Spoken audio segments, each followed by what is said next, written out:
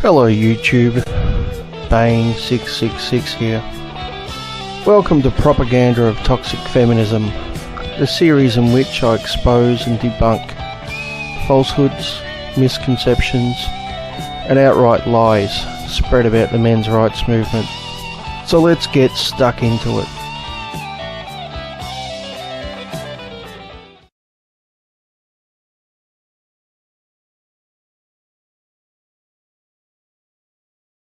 Hello YouTube, Bane666 here. So let's start with a little bit of anti-MRA feminist dishonesty with an article from DGR News Service. Now the article is titled "Men's Rights Activists Gather in Support of Prostitution." Well, okay, that's interesting. I wonder which MRAs are doing this. Now there is a photo which I'll show you in a second, but first I want to read the caption from the photo. Featured image: men's rights activists known for their strong defense of women's autonomy and freedom at a pro-prostitution rally. Please note those last couple of words, at a pro-prostitution rally. Okay? So here's the photo. Now the first question is, are these actually men's rights activists? And of course the answer is yes. Right in the middle there is Nick Redding, a good friend of mine, and you can see his men's rights Edmonton sign. So what about the second claim, that this was part of a pro-prostitution rally? Well, that's an outright lie. This picture was actually taken at the 2013 SlutWalk. So if you were to really stretch the truth a bit, I guess you could say there were some people at the SlutWalk who were pro-prostitution. After all, I assume there were plenty of sex-positive feminists there. But Nick and co weren't there to promote prostitution, and it wasn't a men's rights rally. So I shouldn't be surprised, but just an outright fucking lie. The author is trying to use this, to paint evil MRAs trying to control women's bodies, when the picture has absolutely nothing to do with that. Just a really fucking dishonest piece of propaganda here. So you may be wondering what the article is about then. How deep does it go into the MRA mindset on pro-prostitution? Well, the thing is, the article itself doesn't mention men's rights activists once. Not a single time. It's a rather long article too, so it's quite bizarre that they would name it "Men's Rights Activists Gather in Support of Prostitution," yet not mention men's rights activists a single time. The closest they actually come to mentioning MRAs is anti-feminists, which they mention a grand total of once. So I'm not going to go through the entire article. The gist of the article is that because men pay prostitutes for sex, they then get to determine how the prostitutes look and act and what sex acts they do, and therefore it is not empowering for women. That's not a discussion I'm going to get into here, because realistically it has nothing to do with men's rights issues or propaganda spread about us, apart from the title, which I've already covered. So on that note, I think I'll go on to the next article.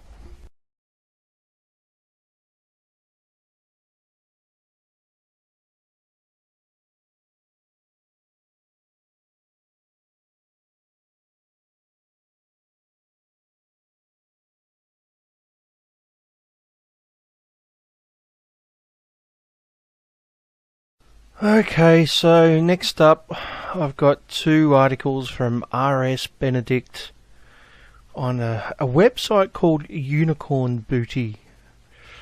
Yeah, sounds like a quality site if you ask me. But the question is, which one should I start with? Let's start with the less offensive one.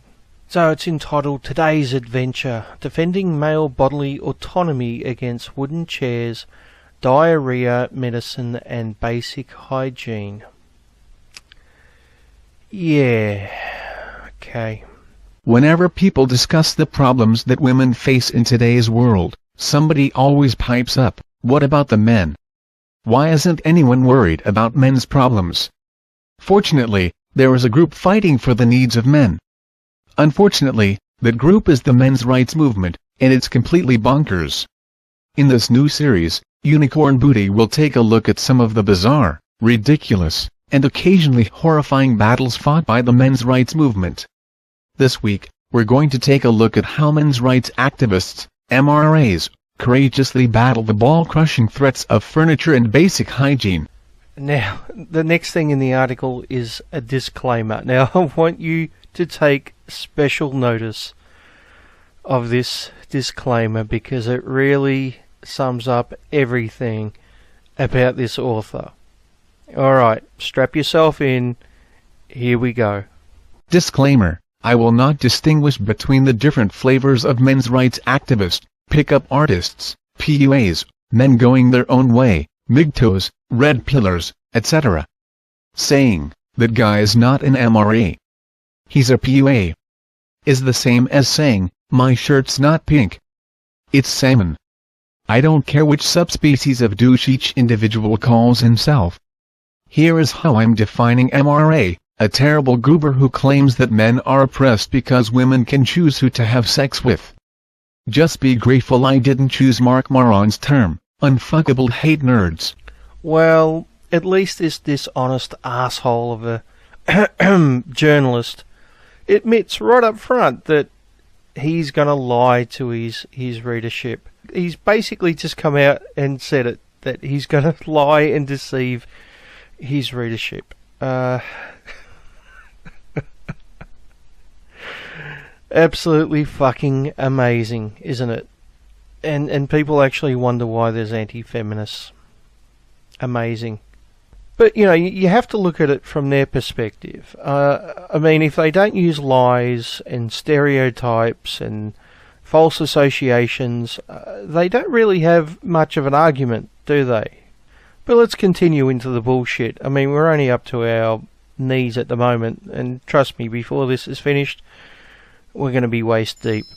Feminists often complain that society tries to control women's bodies by denying women access to reproductive health care. But what about men? According to some MRAs, society oppresses men by asking them to sit in wooden chairs, wash themselves and stop shitting. The fight against furniture. MRA Tom Martin sued the London School of Economics for discrimination against men. The reason? The library had wooden chairs, which he claimed are less comfortable for delicate male high knees. Camden New Journal explains. Mr. Martin said, hard chairs in the library were uncomfortable for men and that a male-blaming culture was evident in course materials, which ignored men's issues and focused on wrongs done by them. Alas, the feminists had already infiltrated London's courts, so the lawsuit was rejected. According to Martin's Twitter bio, he is currently single. Yeah, I have to wonder what Tom Martin being single really has to do with any arguments he may have made. Of course, this is just an attempt to sex shame. You know, obviously he's single because he's, I don't know, a low status male or a sexist or a misogynist or some bullshit like that. You know, the usual shit we get from feminist journalists who are lacking any other real argument. But what about the actual claims? Did Tom Martin actually sue London School of Economics for discrimination against men because the wooden chairs were uncomfortable? So it's an interesting claim. Why don't we ask Tom Martin himself, considering he popped up in the comment section? Tom goes on to say, Tom Martin here. To clarify, I did not sue LSE's gender studies programs for anything to do with hard seats in their library. I sued them for their use of anti-male discriminatory learning materials, which were expressly forbidden in the contract.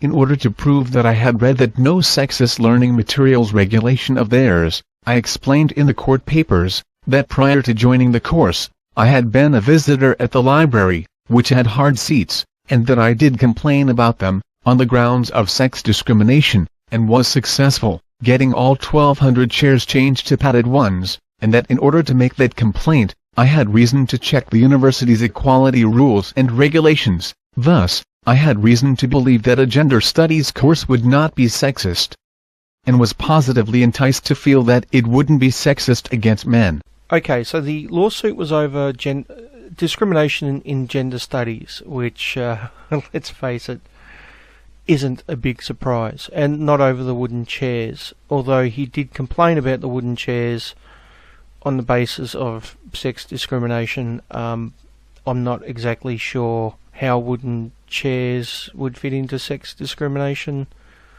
Who knows? But the lawsuit was not over the chairs, it was over a gender studies course, which the author of this article just conveniently left out for some reason. How strange. Anyway, Tom Martin goes on to say, in court, the Times newspaper journalists simply worded their article as if the hard chairs thing was part of my claim, when it wasn't. The Camden New Journal simply copied the Times' article gist, and then manboobs.com's David Futrell wrote a mocking article about the hard chairs thing, and despite me clarifying it to him, simply carried on as if hard chairs were in my claim, when they weren't. And this here is the perfect example of one of my main complaints about the sorry state of modern day journalism. What happens is one so-called journalist purposely misleads their audience by lying or just making something up, or gets their facts wrong, and then another journalist comes along and quotes them verbatim without checking to see if the information was legit in the first place, and they just pass on the lie or the misinformation or the mistake as if it's true, and then another dishonest journalist will come along and quote that, and so on and so forth. And quite often, as each journalist quotes the previous journalist, the lie grows, the misinformation increases. Anyway, let's get back to the article. The horrors of hygiene. MRA, confirmed basement dweller Dariush Volazadeh, who writes under the name Roosh V. According to the media, I run the biggest men's rights site on the internet. So Returning Kings, for the past year, they keep saying that Returning Kings is a men's rights site. I've come out to say it's not. And look, I have criticized men's rights. I've said don't practice it, but they're still doing it. So opined that the modern world robs men of their freedom by forcing them to alter their bodies in order to get laid. What are these horrifying procedures demanded of men by the matriarchy? Volazadeh lists them. Brush my teeth. Wipe my ass thoroughly. Shower. Remove boogers and other debris from my nose. Comb my hair. Wash clothes. Remove eye gunk after waking up. Dab off extra grease on forehead with napkin. According to MRAs, basic hygiene is a feminazi tool designed to oppress men. So the link to the article exposing Roosh V is have a guess. Have a guess what website you think it might come from. Yeah, we hunted the mammoth. Good old man boobs himself. And the article is called Why Pickup Guru Roosh V Resents Women for Forcing Him to Clip His Fingernails and Wipe His Own Ass. Now, personally, I don't know who I hate more, Roosh V or Dave Futrell. I think it's pretty much neck and neck. And unfortunately, both of these fucking assholes makes my job so much fucking harder. They're both standing in the way of actually getting progress done, and a lot of people actually taking men's rights seriously. So as far as I'm concerned, I'd love to see these two men in a pit fight to the death.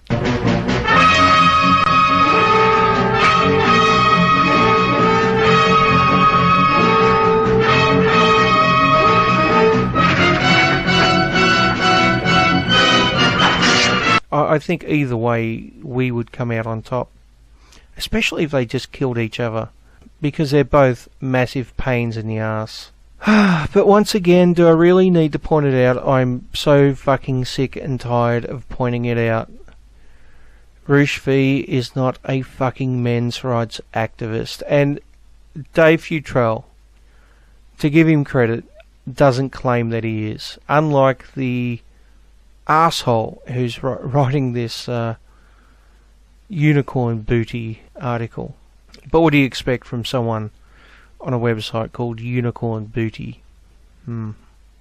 Anyway, he goes on to say, in an MRA utopia, men would walk around proudly with gunk in their eyes, cavities in their teeth, boogers in their noses, and poop in their pants.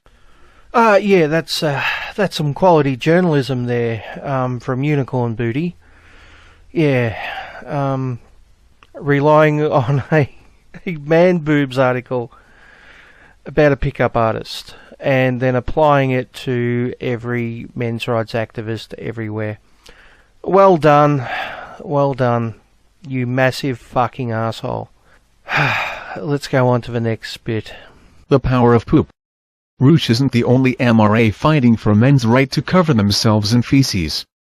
According to BuzzFeed, Paul Elam, the head of MRA Propaganda Hub, a voice for men, converted to men's rights activism after an evil female tried to infringe upon his freedom to defecate uncontrollably. Men's rights activists often cite the first time they realized it's a woman's world.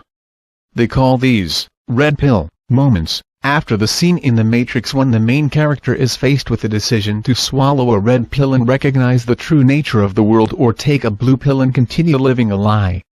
For Elam, that revelation came at age 13, when his mother tried to force him to take his diarrhea medicine. Apparently, the blue pill that MRAs are always ranting about is Imodium AD. By the way, isn't it funny that all these misogynists worship a movie made by a pair of transistors? Oh, and now the author's quoting BuzzFeed. Yes, because BuzzFeed's never lied about Paul Elam. Never. That would never happen. They're a really, really credible source, and have never misled their readers in any way. No, of course not. Now, I did say there was a second article from Unicorn Booty, which I'll get to a little bit later. But first, I've got another article to go through, and it's interesting that this one finishes by talking about the red pill and the Matrix, because that's exactly what the next article is about.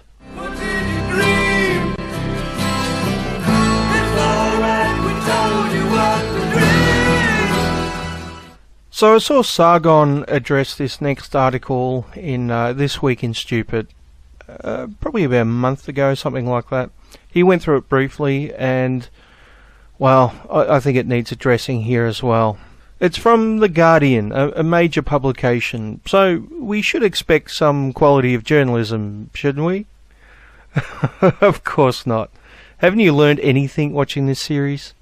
Seriously, I doubt there are any real journalists still out there. But anyway, the article is called "Will Matrix Filmmakers Coming Out as Women Turn Off Men's Rights Activists?" Well, that's a very interesting question there. It's rather easy to answer this question. The answer is no. Okay, let's move on to the next article. Okay, that was a bit too short. I'll go through the whole thing and see if they've actually got any evidence to support that question, asking that question. Who knows, maybe they've actually found an MRA who is transphobic. I mean, you know, statistically there must be one somewhere. Maybe they've actually got some evidence to support this claim. So let's see what they've got to say. It's ironic that a film popular with men fearing a world controlled by women turns out to have been made by transgender siblings. Now, I've mentioned this in previous videos, but let me mention it here again. A common thing we see in feminists is what I like to call the mirror effect. It's when they assume that anyone who disagrees with them must believe in the exact opposite of what they believe. So if feminists believe that the world is controlled by men, then anyone who disagrees with them must believe that the world is controlled by women. Now obviously this is an illogical assertion, because you can disagree that the world is controlled by all men, yet at the same time not believe that the world is controlled by all women. So we often see this thing where feminists will claim that MRAs claim that they're oppressed when we don't. Once again, this is the mirror effect. They claim that we think that women control the world when we don't. Once again, this is the mirror effect. And it goes on and on and on like this. So let me stress once again, as I've done in I think every single video in this series, we don't think the world is controlled by an evil matriarchy, and we don't think men are oppressed. What we want is acknowledgement that men have issues, and then some kind of help or addressing of those issues. That's all. It shouldn't be that much to ask for. It shouldn't be that hard to fucking understand. You know, a little bit of empathy and a little bit of help goes a long way. Next. Dreams feel personal. They happen inside your head. Dreams happen inside your head? Wow, that's a revelation.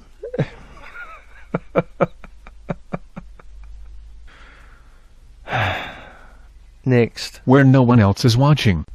I fucking hope no one else is watching. I mean, just the other night I had that dream about Lacey Green and the 3 midgets. Fuck, did I say that out loud? I'm just going to have to edit that bit out. Next. The 1999 film The Matrix, though, is built on the ideas that dreams happen to everyone, all at once.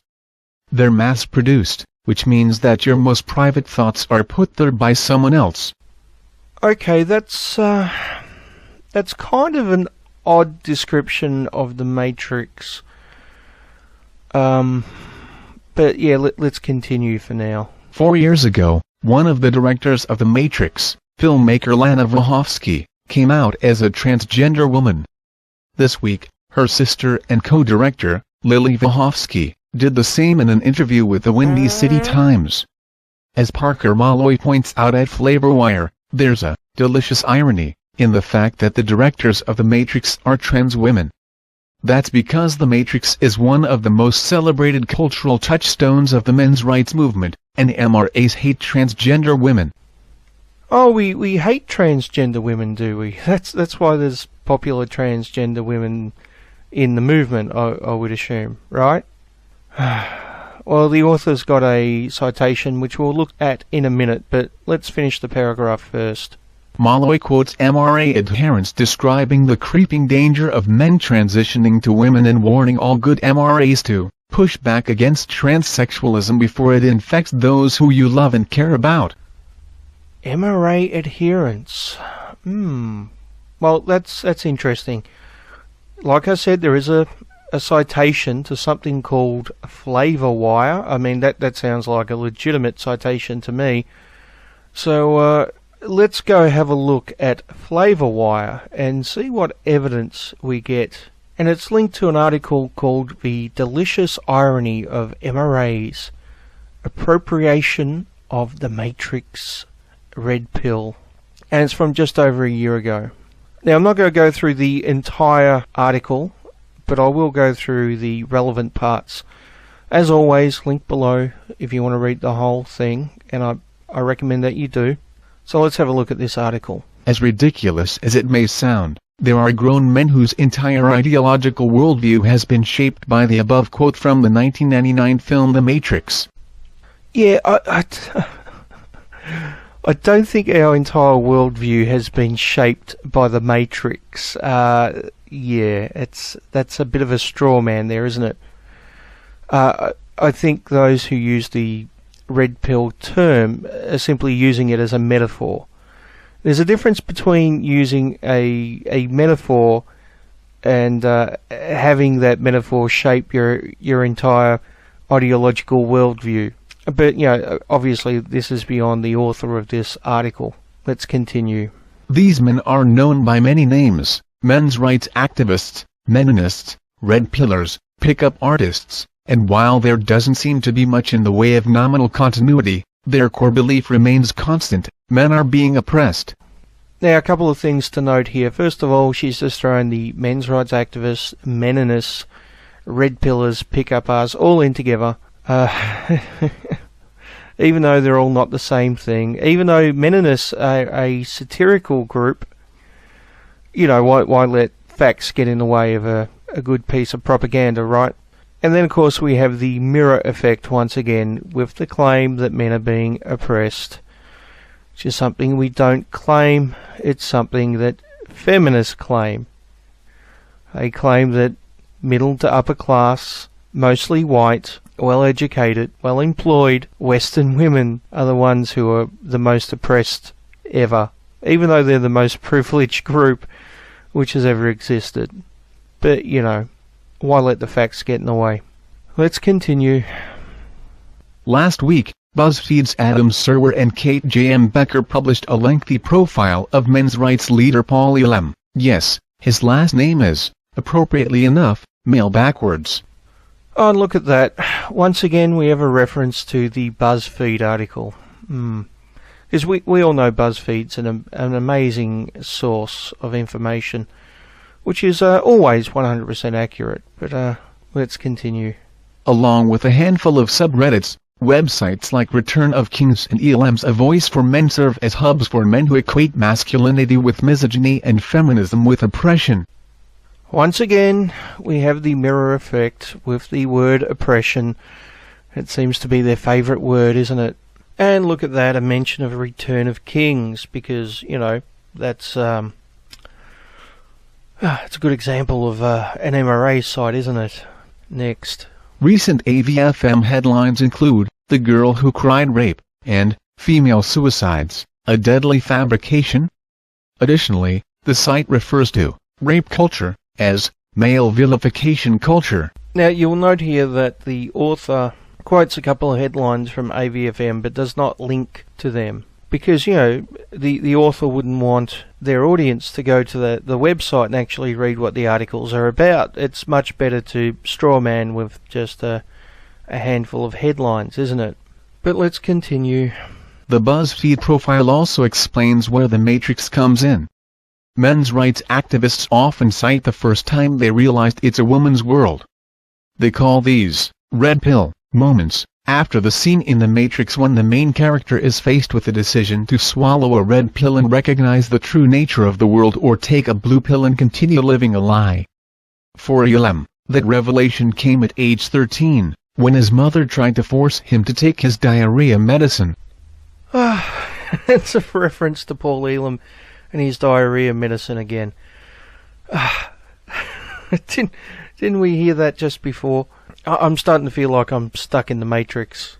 Everything seems to be converging onto one point. But the red pill moment is simply a metaphor for waking up and seeing that your worldview does not match reality. Now, this could be many things. For example, back in the 50s, many women realized that traditional gender roles weren't necessarily set in concrete, and that women could be more than just mothers and housewives. This is a fair thing, and you could describe that as a red pill moment. Many prominent atheists from America on YouTube were raised in fundamental Christian households. Now, obviously, a lot of people who are raised in fundamentalist Christian households go on to be fundamentalist Christians themselves. Some of them are, creationists and believe that the earth is 6,000 years old, and some, even a handful, even believe the earth is flat. But there is a percentage which have a red pill moment and realize that worldview is wrong, and they open their eyes to other possibilities.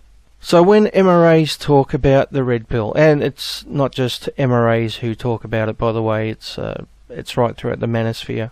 All we're saying is that there is a gynocentric element to society, and we've woken up to it. So the gynocentric element basically puts a great deal of value on the protection of women and sees men as disposable. I've covered this in detail in past videos, so I'm not going to go into it in great detail once again here. But basically, taking the red pill is just waking up and seeing the world in a different way, through new eyes. It's a metaphor. Our entire worldview is not based on one scene from a science fiction movie from 1999. But let's continue.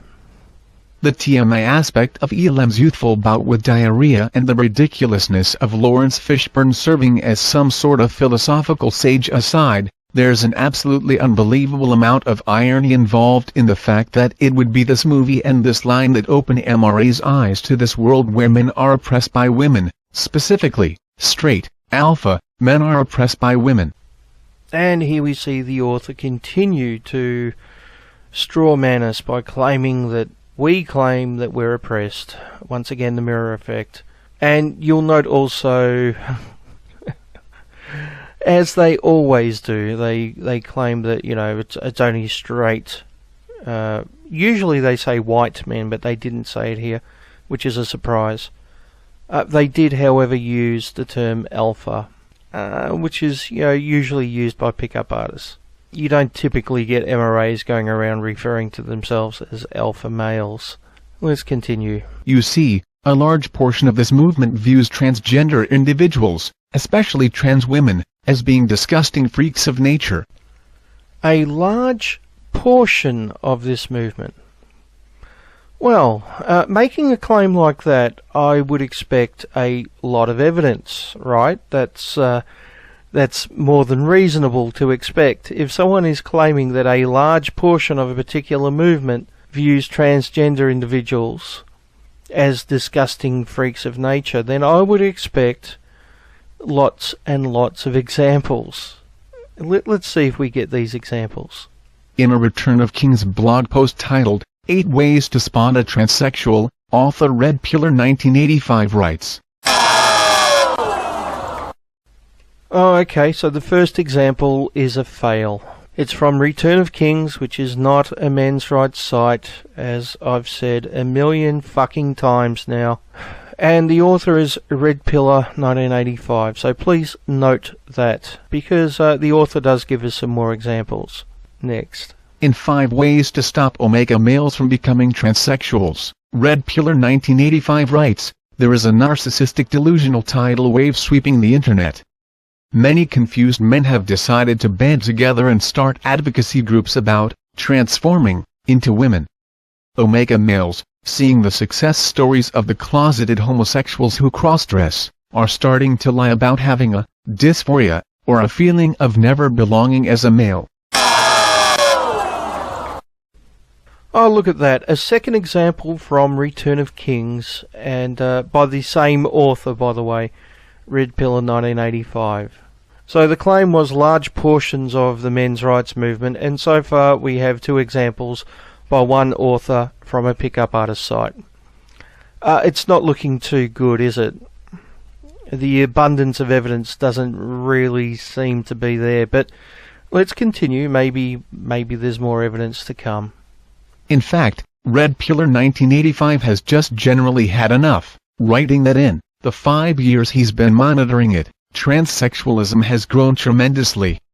He concludes his blog by saying that Omega males need a site like Return of Kings, and asks his readers to push back against transsexualism before it infects those who you love and care about. And once again, the evidence presented is one contributor on Return of Kings. That's Red Pillar 1985. Now, I've got no idea if Red Pillar 1985 is representative of Return of Kings or the pickup artists in general. And to be honest, it's kind of irrelevant for this conversation, because either way, Red Pillar 1985 and Return of Kings does not represent the men's rights movement. Next. It's with some amount of glee that I inform Red Pillar 1985 and those like him that it's too late for MRAs to push back against the infection of transsexualism. And that would seem to be it. That would seem to be the extent of the evidence against the men's rights movement. Now remember, the author said a large portion of this movement, a large portion of the men's rights movement. It's interesting, isn't it, that the only examples they can give is from one person from a pickup artist site. We really shouldn't be surprised though, should we? Next. You see, The Matrix, holiest of men's rights literature, was co-created by a transgender woman. In fact, not only was trans woman Lana Wachowski one of its creators, but the film, as a whole, can be viewed as having heavy trans overtones. Allow me to explain. The author then goes on to describe how The Matrix is actually about trans rights or something. So I'll skip all that and just go on to the next bit about the men's rights movement. But what does any of this prove? What does any of this, The Matrix, MRAs, red pills, blue pills, Wachowski, Elam, male, mean? Am I suggesting that The Matrix is one huge plot to, in fact, as our friend Red Pillar 1985 would say, people with transness? Does this discredit the MRA movement? Is this actually all just about ethics in sci-fi action films? No. None of that. It's a movie. The Matrix is a movie. It's just a movie. That alone should be enough to highlight just how ridiculous the men's rights movement is. Its core ideology is based on a film. Oh no, actually our core ideology is based on acknowledging that men have issues and then getting help for those issues. But, you know, it's much easier just to straw man, isn't it, than actually tackle the issues that affect men. Either that or the author is so idiotic that they don't understand what a metaphor is. But let's continue. That film's creator is someone, an omega male, a great many of the movement's adherents would view as outright repulsive, so why follow? Why this particular scene in this particular movie? Now, note the claim, a great many of the movement's adherents. Once again, the only example given by the author is one pickup artist from Return of Kings, which you could argue is not even representative of pickup artists. It most definitely is not representative of men's rights. But anyway, I've had enough of this bullshit from this article. I think I've covered all the evidence which was presented. So let's go back to the Guardian article and finish off that piece of horse shit. It's certainly satisfying to imagine the horror of MRAs discovering that their beloved Matrix was created by two transgender women. But rewatching The Matrix, it's also uncomfortably apparent why the film might appeal to MRAs in the first place. MRA enthusiasm for The Matrix centers on a famous scene in which Morpheus, Lawrence Fishburne, offers hero Neo, Keanu Reeves, the chance to see reality as it really is. You take the blue pill, the story ends, Morpheus declares. You wake up in your bed and believe whatever you want to believe. You take the red pill, you stay in Wonderland and I show you how deep the rabbit hole goes. Remember, all I'm offering is the truth. Nothing more. MRAs refer to taking the red pill as the moment they realize that women control the world, and men are the oppressed underclass. And here we have the claims that we believe that women control the world and men are oppressed. Once again, the mirror effect. They just repeat the same shit over and over again, don't they? Next. This is of course not at all what happens in the film. Neo discovers his world, or our world, is a mental construct created by malevolent computers, not by women. And yet, the MRAs aren't wrong in seeing in the film a kind of terror of emasculation. Before Morpheus frees him, Neo works as a mild-mannered, nobody programmer named John Anderson. After taking the red pill, he discovers he's actually a naked, dreaming slave, kept in suspension as computers harvest energy from his atrophying body. A boring, schlubby existence is analogized to complete physical, mental, and emotional servitude and decay.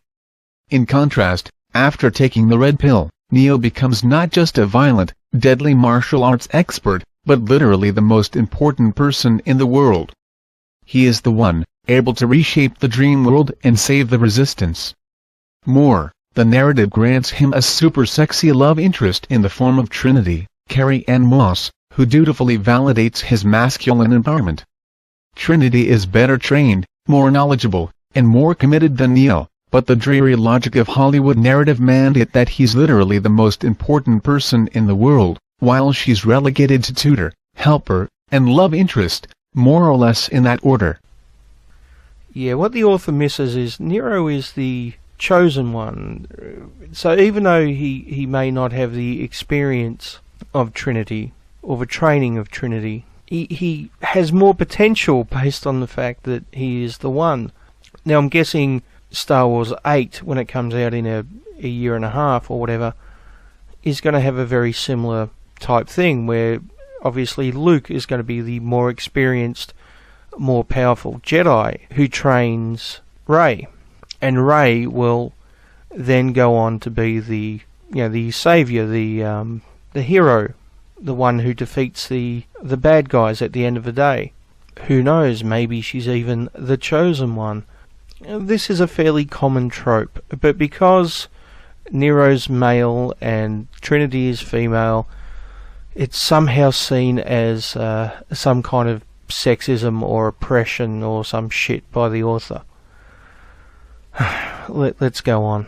Transgender women are sometimes accused of enforcing the gender binary, an argument that feminist and trans activist Julia Serrano points out is cut from the same cloth as the arguments that gays and lesbians are merely looking for an alternative lifestyle, or that bisexuals are merely sex-crazed or sexually confused. The tired gender script in The Matrix isn't due to the fact that the Wachowskis are transgender women. It's just due to the fact that the film is popular action-adventure entertainment. You can find the same story in the novels of J.K. Rowling. Hermione is the studious, bright, dedicated, competent one, but despite that, or because of it, some guy gets to be the title character and savior. And you can see nebrishy guys become empowered badasses in any number of superhero films directed by men. The world is made of entertainment designed for the approval of MRAs. Really? Alright, so the world is made of entertainment designed for the approval of MRAs. Yeah. Which demographic is most likely to be killed in movies? Which demographic is most likely to be seen as disposable in movies? Males or females? I imagine if someone sat down and added up all the women killed in movies compared to all the men killed in movies, the men would probably outnumber the women 100 to 1 at least. And the way that men tend to die tends to be a lot more gruesome. It's very clear in Hollywood that men are seen as disposable, and men are meant to sacrifice themselves to save the woman, the love interest. This is not an MRA worldview. We are against men being disposable, or being seen as disposable, or being expected to be disposable. If you think Hollywood designs our entertainment for us, you're fucking delusional. Next. And in fact, you could see The Matrix itself as a buried, meta commentary on its resolute faithfulness to its own genre. The Matrix is a group dream, much like those produced in Hollywood. Everyone lives in a manufactured world, following set gendered scripts. The rebels claim that they're breaking free, but they do it while reading the same old lines as ever. Even the people building those dreams, such as the venomous Agent Smith, are stuck inside them too. Everyone's in the box, even those who can see the walls. Individuality is just the most seductive fiction. It doesn't matter who you are, or what your name is, or what body you have. The Matrix has got you. That's a bleak vision, and one to some degree belied by the Wachowski sisters' later work.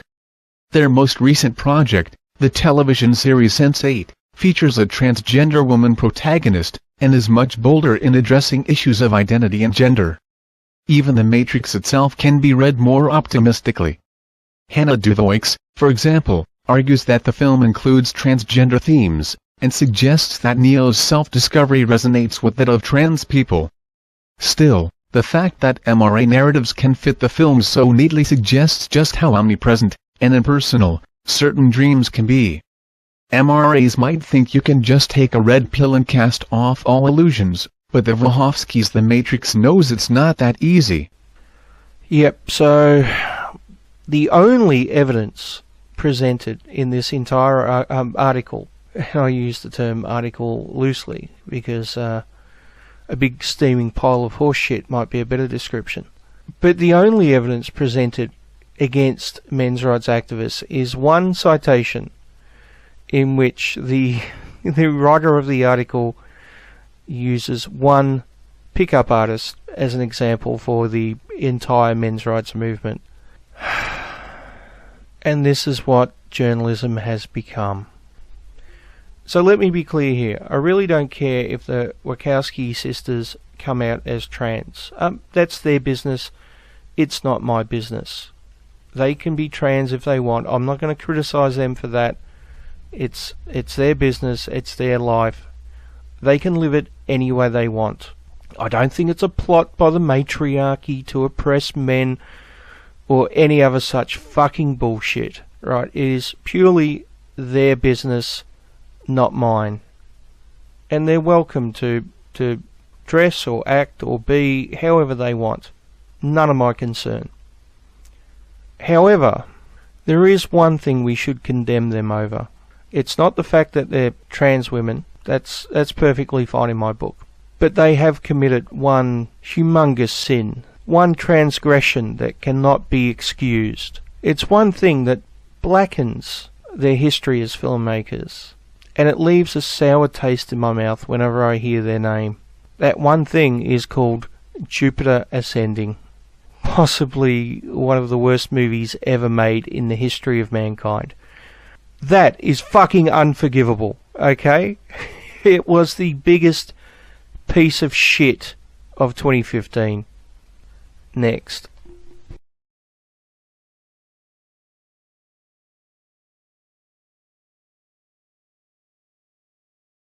Okay, let's go back to Unicorn Booty for the second article about men's rights activists. And this one is called Fighting for the Right to Have Sex with Children. Yeah, the author of this article is an absolute fucking cunt, let's face it. How the men's rights movement defends child molesters. Fucking great. Alright, let's get this shit over with. It has the same disclaimer as before, by the way, where it basically says that let's just go throw everyone and anyone all in together and call them MRAs, because it's much easier to straw man and make stereotypes that way. False stereotypes, that is. So, you know, good top quality journalism as always from Unicorn Booty. They don't let the facts get in the way of a good piece of propaganda. Poorly written propaganda. But let's have a look at their first piece of evidence. How the men's rights movement gallantly defends child molesters. One common complaint of the men's rights movement is that adult men aren't allowed to have sex with children. Oh, this is a common complaint, is it? Really? It's a common complaint from men's rights activists. That's interesting. Well, let's continue and see what evidence this person presents. That may sound like slander. Yes, it might sound like slander because that's exactly what it is. Next. That may sound like an exaggeration. Actually, no, it doesn't sound like an exaggeration. It sounds like a complete and utter fabrication. A big steaming pile of bullshit. But, yeah, it's kind of what I expected. Next. But it's true. Many of the prominent voices in the men's rights movement cry out about the evils of age of consent laws. Oh, many prominent voices cry out about this. Really? Well, I'm guessing that unicorn booty being the bastion of quality journalism, will provide us with many great examples of these prominent voices doing exactly that. Yeah, don't hold your breath, folks. He does not unlike women just because they're young. A GQ reporter visited a men's rights convention held by Paul Elam. There, the reporter met a man named Albert Calabrese, who complained of how his friend Robert Maynard went to prison for child pornography. Calabrese's issue is girls. His friend Robert Maynard, he says, is in prison because of one. She was 14. He received a naked picture of her, Calabrese says, his vowels rounded and clipped, his indignation over the verb received making his eyes wide. He says Maynard might argue that 14 is sexually mature, that he thinks the age of consent should be the average age of menarche, 12.3. He likes women, Calabrese says. He does not unlike women just because they're young. Calabrese does not unlike preteen girls, either. Calabrese's account of his friend's behavior doesn't quite capture the full story. Fayetteville police say that a search of Robert Maynard's laptop turned up 40 images of a sexually explicit nature involving children between the ages of 9 and 15. Albert Calabrese has his own issues as well. A former substitute teacher, Calabrese was arrested in 2011 for trying to have sex with a 14-year-old girl he met on the internet. Now this is an interesting one. I covered this in an earlier episode of The Propaganda of Toxic Feminism. I'll put a link to it. I'll go into great detail about this particular debacle. Let's just say that the individual in question wasn't very welcomed by some very prominent men's rights activists, and that there's a suspicion that the GQ reporter in question actually brought this guy to the men's rights conference just so he would have a story. As one of the people that was involved in the writing, or not involved, or was written about by this hit piece, there is a little bit that we can discuss about it. For example, why Charlotte used this mysterious pedo bear as his example of a men's rights activist. This guy came to the conference, and if you read very carefully what Charlotte, I think that's how you pronounce his name, what Charlotte wrote, he actually couldn't talk. The man he wrote about as being exemplary of the men's rights movement didn't say anything of his theories about reducing the age of consent at the men's rights movement because no one would have agreed with him, and he probably would have been kicked out for doing so. So if you read this, Charlotte actually makes it very clear that this guy didn't talk about his opinion at the men's rights conference because it wasn't welcome. That's why he didn't actually talk. He didn't engage with anyone there. In fact, it wasn't till Charlotte sprang this guy on us after taking me, Crystal, Rachel, and Jess to a lunch away from the men's conference. I'm not exactly sure why we were targeted for having this guy, this pedophile, sprung on us, but that's what Charlotte did. And during the entire conference, I saw Charlotte actually ushering this guy around like he was Charlotte's guest to the conference. When I saw this guy, the guy that he used to exemplify men's rights activists, this guy who's a pedophile and wants to lower the age of consent, every time I saw this guy at the conference, he was with Charlotte. And in the article itself, there is a passage where Charlotte and his honored guest that he was ushering around the conference, and he was the only one who really interacted with the guy at the conference, was this reporter. There's a sentence in which Charlotte said that the two of them exchanged some sort of pedophile thought transference, and they realize that now is not the time to talk about their pedophile inclinations and theorizing. The two of them are conspiring together, and it was when they were at the Honey Badger table and in front of me. And the reason why is because I have spoken out against the predation of juveniles by adults, specifically the predation that we consider socially acceptable, which is boys by adult women. And Charlotte knew that if this guy spoke about that in front of me at the conference, that I would refuse point blank to go with him, with this man, to a lunch with Charlotte. So he knows, he is demonstrating, he knows that these attitudes were not welcome at the conference by anyone. So how is this guy representative of anybody there?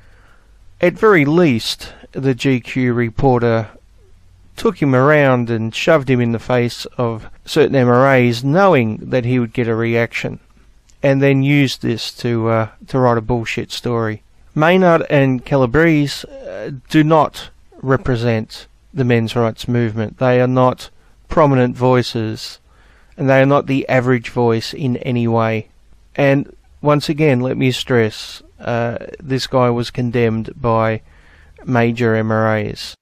Yeah, you see, I'm sorry, but what seems weird to me is that, the guy finding this pedophile out of the crowd, Charlotte didn't just go through the crowd and then just ask people questions one by one until he found a pedo.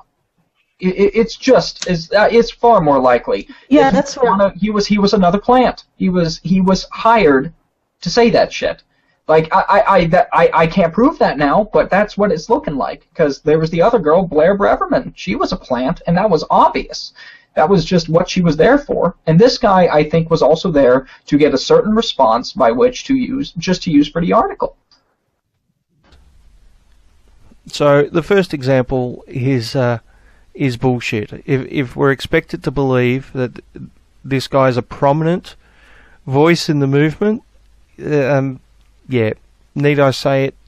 Unicorn booty is full of shit. The age of consent is misandry. Calabrese and Maynard aren't outliers.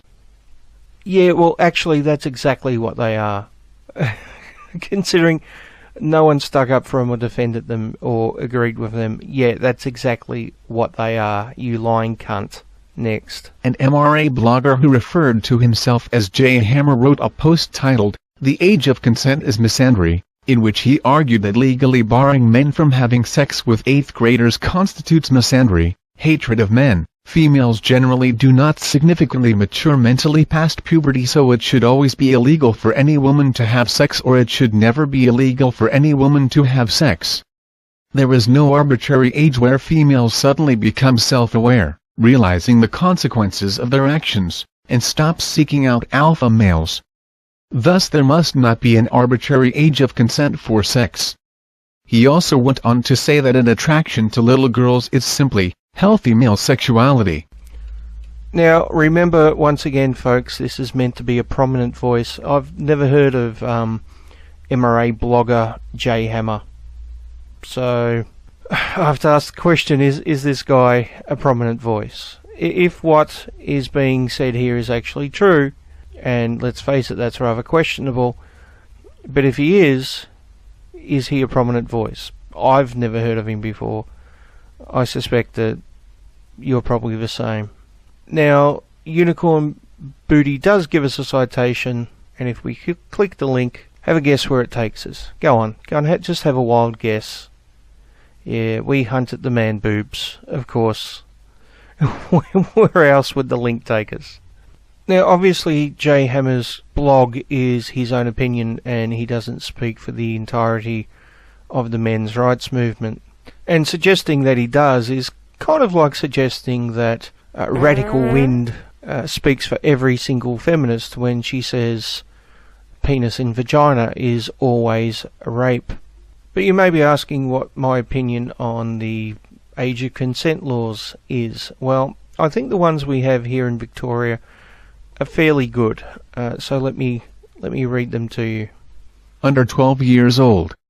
If you are under 12, A person can have sex with you or touch you sexually or perform a sexual act in front of you, even if you agree. 12 to 15 years old. If you are 12 to 15, a person can have sex with you, touch you sexually or perform a sexual act in front of you if they are more than 2 years older than you, even if you agree. However, it is not an offense if the person honestly believed that you were 16 or if there was less than a 2-year age difference between you. This is exactly 2 years. For example, if a person is 17 and has sex with someone who is 15, it is not a crime. But if the person was 18, it is a crime unless the person believed the person was 16. Now, I think this is fair. I would like to add, though, that hopefully the court system would be flexible enough that if someone was, 1 week off their 15th birthday or whatever, that they'd take that into consideration. That, because I do remember years ago hearing of a case in America where there was a young man and a young woman who were in a relationship. I think they were like 17, 18 or something like that. And the age of consent laws, I think, was 18 in that state. And they'd been seeing each other for some time. They were in love. They had consensual sex. And she was only, I think, a couple of weeks or maybe a month off her 18th birthday. Her parents found out and told the cops, and the guy is now a registered sex offender. Now, obviously, that's fucking insane. And the courts should have enough flexibility to look at cases like that and to judge them on their circumstances. Let's continue. 16 to 17 years old.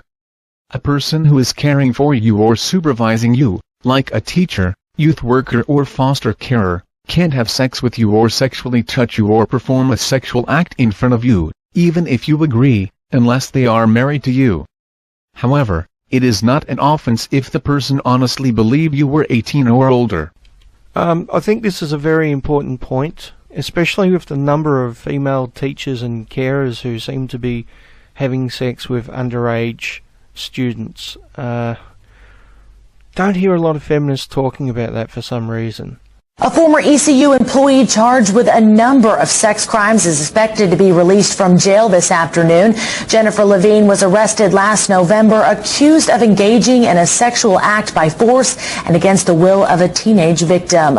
Levine has been in the Pitt County Detention Center since then. On Wednesday, Levine pled guilty to 1 count of felony indecent liberties with a child. She also pled guilty to a lesser charge of misdemeanor sexual battery. At the request of the victim's families, Judge Duke placed Levine on 30 months supervised probation, and she is now a registered sex offender. A judge previously dismissed her charge of felony first-degree sex offense on a child. Now, your side's Andrea Blanford is out at the Pitt County Detention Center this afternoon, where Levine is expected to be released. It's something I've brought up numerous times, but it doesn't seem to be much of a concern to the feminists. And I think it is, especially considering these teachers who are put in a position of care tend to get away with it or get a slap on the wrist. Sentencing for an Okaloosa sex offender has sparked a lot of discussion. The 31-year-old had sex with a 15-year-old boy, but she will not be going to prison. As News Channel 7's Megan O'Halloran tells us, the lawyers on both sides of the case insist when it comes to sex crimes, the judicial system is not sexist. 31-year-old Michelle Kemp was arrested back in August 2009 for having sex with a 15-year-old. The boy's family decided not to press charges if the relationship stopped, but it happened again. In December, Kemp was arrested after she drove more than 100 miles from her home in Crestview to pick the boy up from a drug treatment center in Bay County, where the two had sex again. Kemp was arrested again and charged with second-degree felony lewd and lascivious battery. She faced up to 15 years in prison.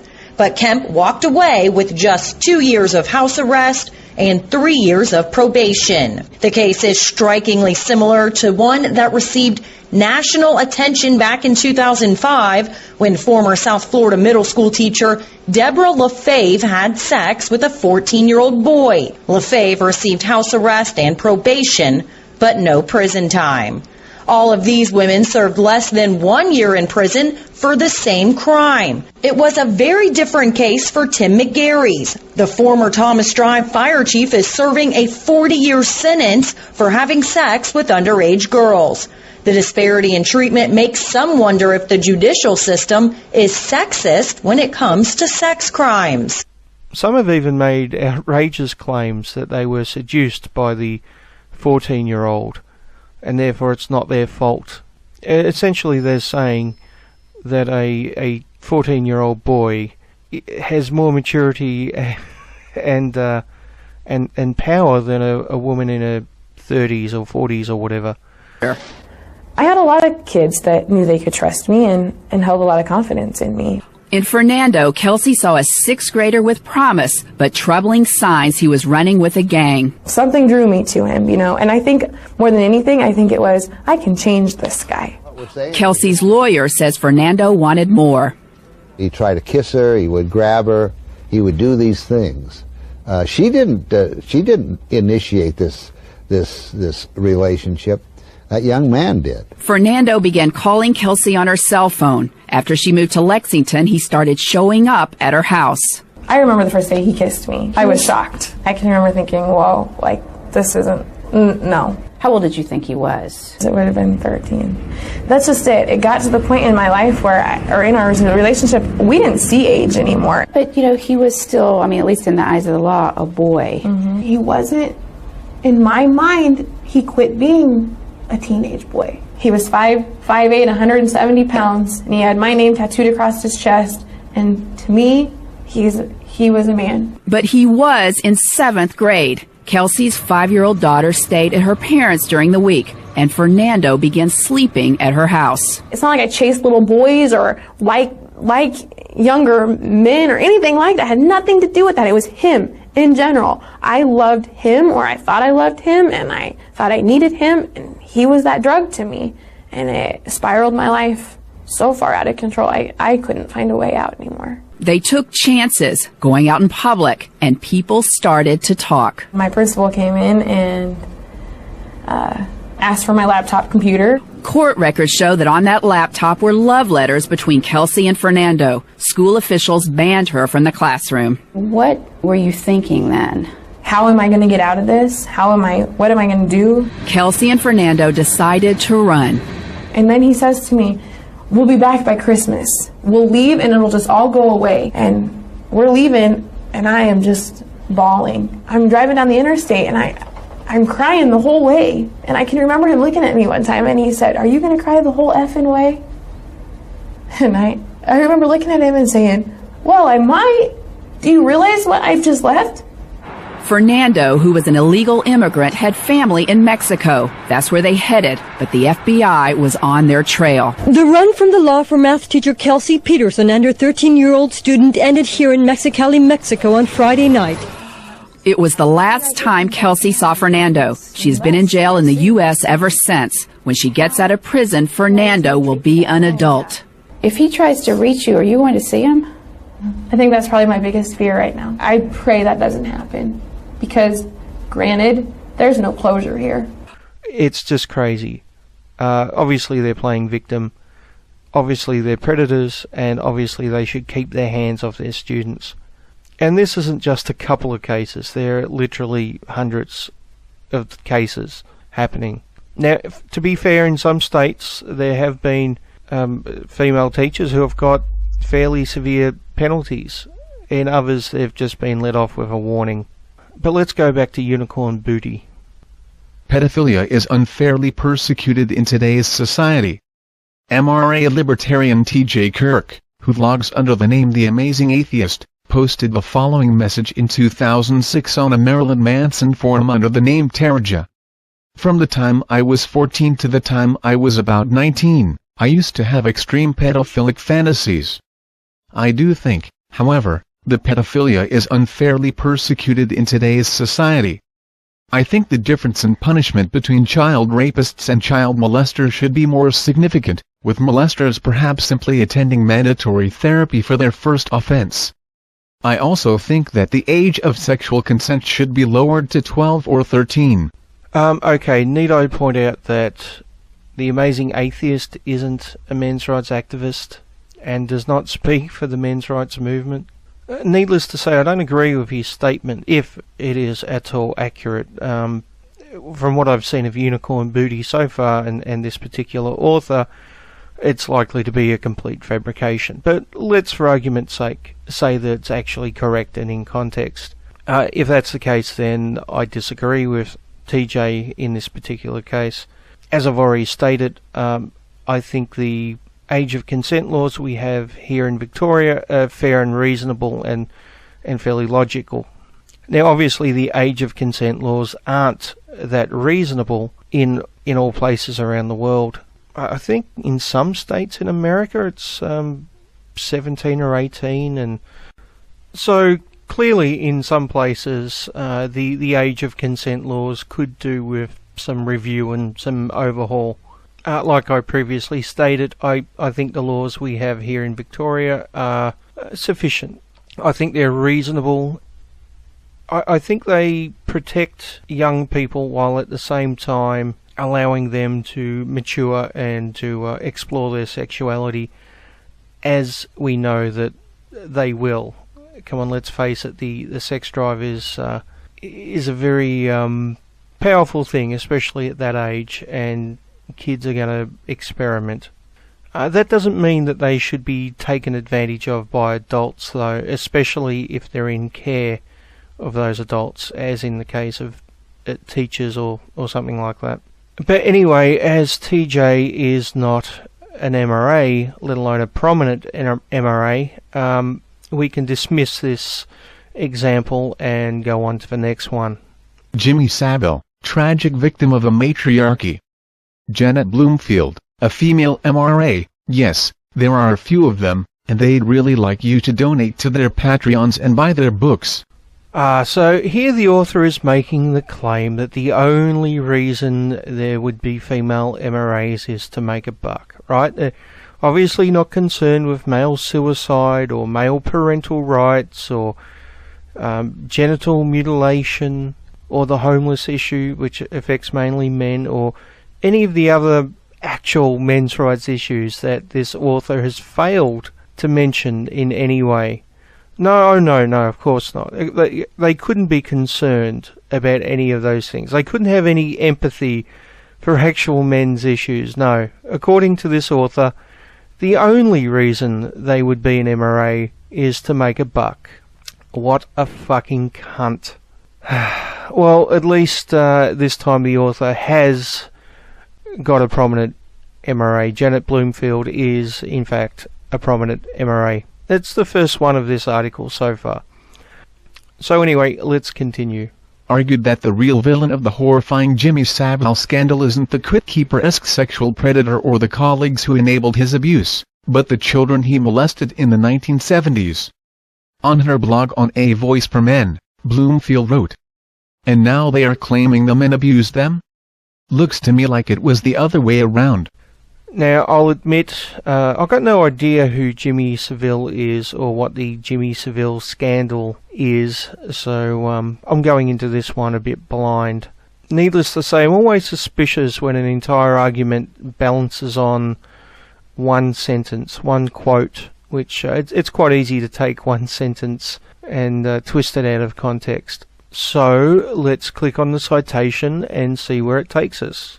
I've got a feeling I know where it's going to take us. Well, this is a surprise. I never would have guessed that it would take us to We Hunted the Man Boobs. Not in a million years would I think that the citation would be Dave Futrell. What a shock. I'm flabbergasted. I'm stunned.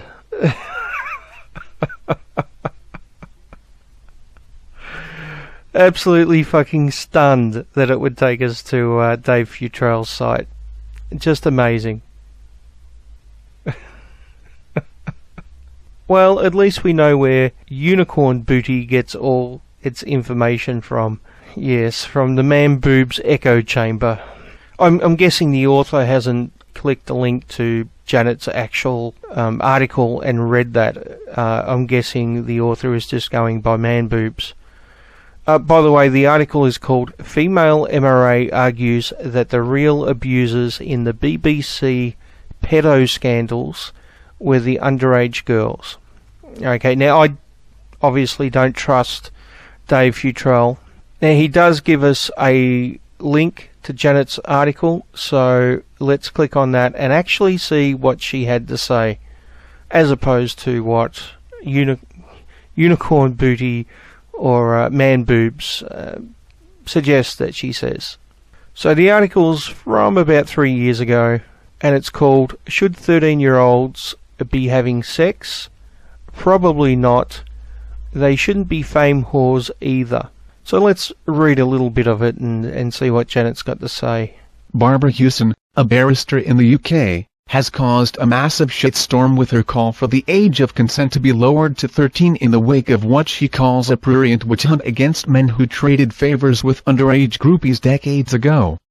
Based on the information contained in this worldwide ages of consent chart, which I will assume is true, countries that police the sexuality of their young citizens, and not all of them do, have consent laws that range from 12 to 18 years. Interestingly enough, some countries have different ages for girls and boys. In Colombia, girls can have sex legally when they are 12, but boys have to wait until they're 14.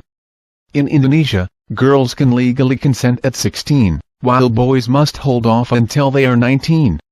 In Swaziland and Lesotho, it's the opposite. Boys can legally have sex at 14, but girls must wait until they are 16. In the U.S., many states have age gap provisions, and they allow a mistake of age defense. That makes sense to me. Now, Janet makes a couple of good points here. Yes, it is true the age of consent laws vary greatly from place to place around the world. And I guess this reflects the fact that not everyone matures at the same rate. In some cases, I guess someone who's 15 or 16 can be more mature, both mentally and physically, than someone who's 17 or 18. Which is why I think it's a good thing that we have the sliding scale in Victoria. I think that's much more reasonable than just a set age of 15 or 16 or whatever.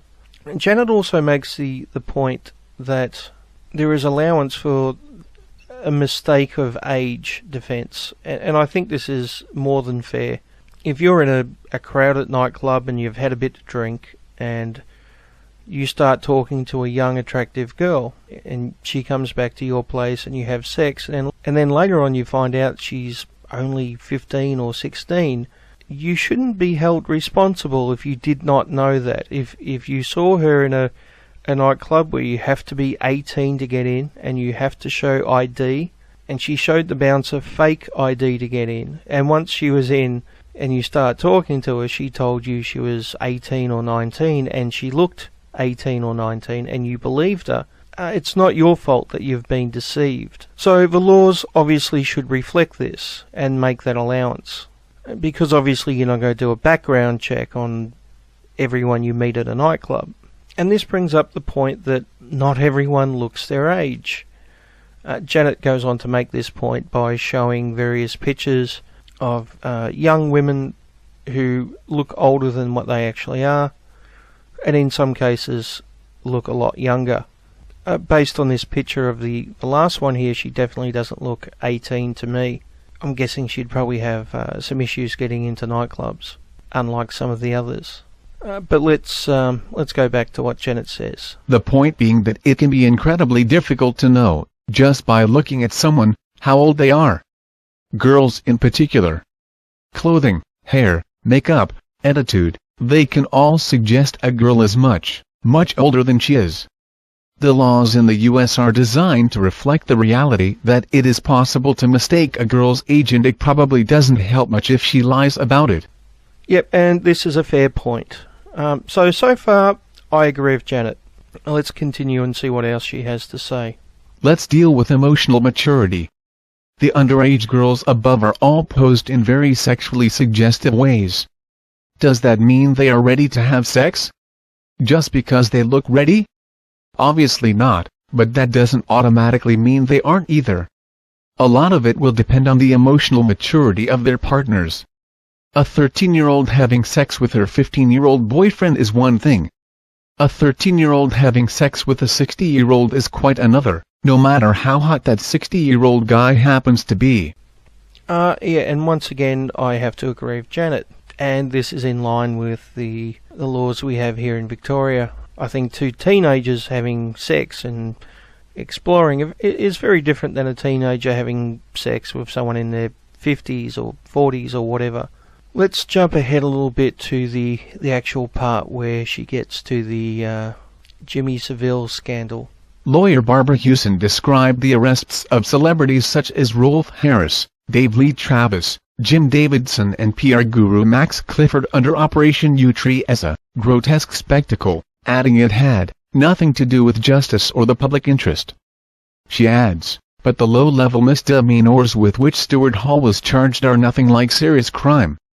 Ms. Hewson continues, ordinarily, Hall's misdemeanors would not be prosecuted, and certainly not decades after the event. What we have here is the manipulation of the British criminal justice system to produce scapegoats on demand.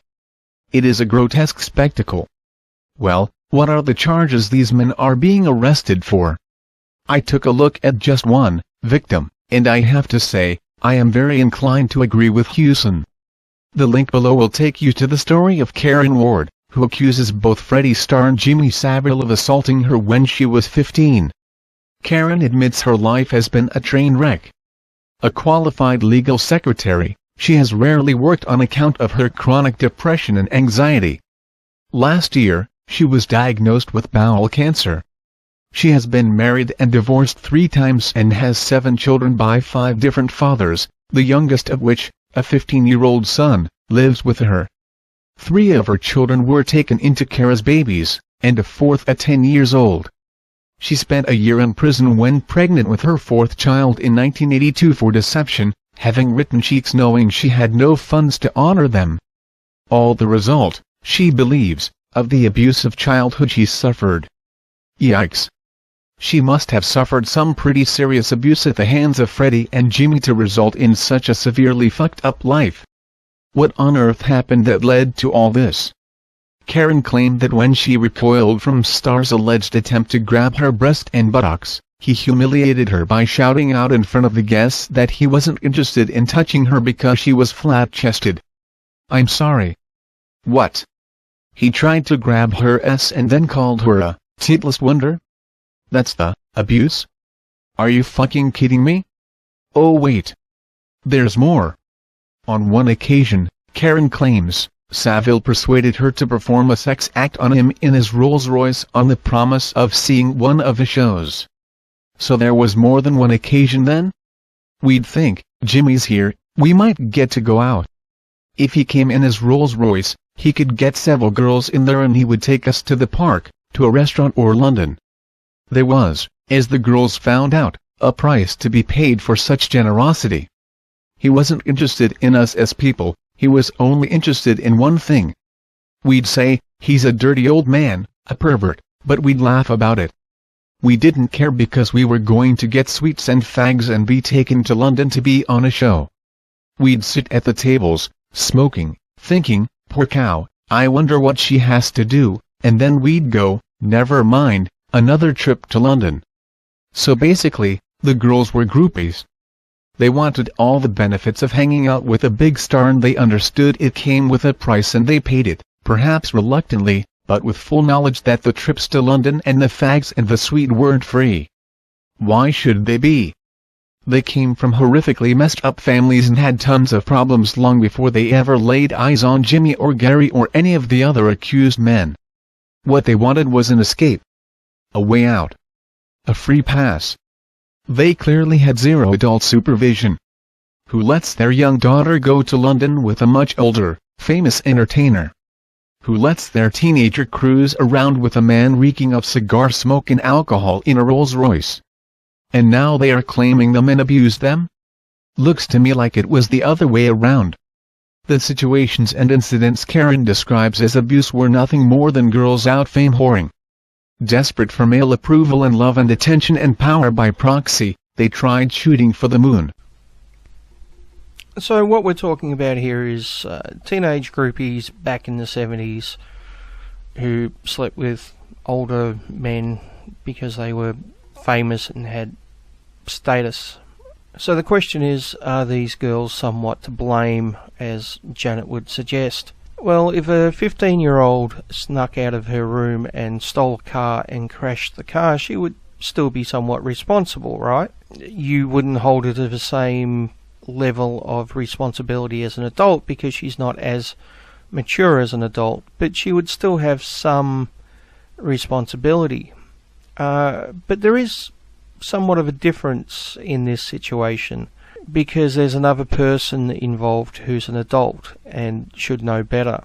And if someone is in their 20s or 30s or whatever and they're plying 14 and 15-year-olds with alcohol and using their status to get laid with them, then yeah, I think they're clearly taking advantage. Now, there are some other things to consider here, obviously. First of all, we have to consider the fact that did the guys in this situation know that these girls were underage? I think it's safe to assume that in at least some cases they did. There may have been cases in which they didn't know, but I think it would be safe to say that in at least some cases they would have known and slept with these girls anyway. Another factor to consider is that, as I've stated earlier, not everyone matures at the same rate, so it's quite feasible that there might be 15-year-olds who are fully mature enough, both emotionally and physically, to sleep with older people and to enjoy it and not to regret it, and it might be actually a good memory for some people. But obviously this isn't the case with everyone, and we have to have some laws in place to protect those who aren't mature enough to make the right decisions. And let's face it, most 14 or 15-year-olds aren't mature enough to make these decisions, especially if they've been drinking alcohol or possibly taking other drugs. These scandals happened apparently in the 70s, and this shit was very, very common back then, particularly with rock stars. I've read the Led Zeppelin biography, and I know the shit they got up to. Trust me, if you haven't read that stuff, it's quite interesting. You should pick up a copy. But it's a situation where we have a power imbalance. We have someone who has high status and maturity and power, and someone who is underage, potentially immature, not mature enough to be in that situation, possibly taking drugs or alcohol, and quite possibly not in control. So yes, the girls have to take some responsibility for sneaking out of home and willingly going to do this, but as they're underage and not mature enough to make proper decisions, then the bulk of the responsibility has to rest on the shoulders of the adults, which I would argue includes their parents. If their parents are allowing them to go out, or they're sneaking out without their parents' knowledge, then the parents need to take some responsibility as well.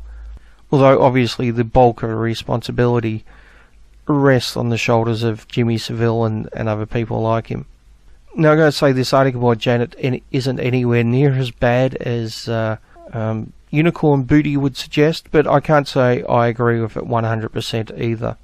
I should also point out that cases which are 40 years old are notoriously hard to prove or prosecute. So let's move on to the next example. Her mother told me she was also 9.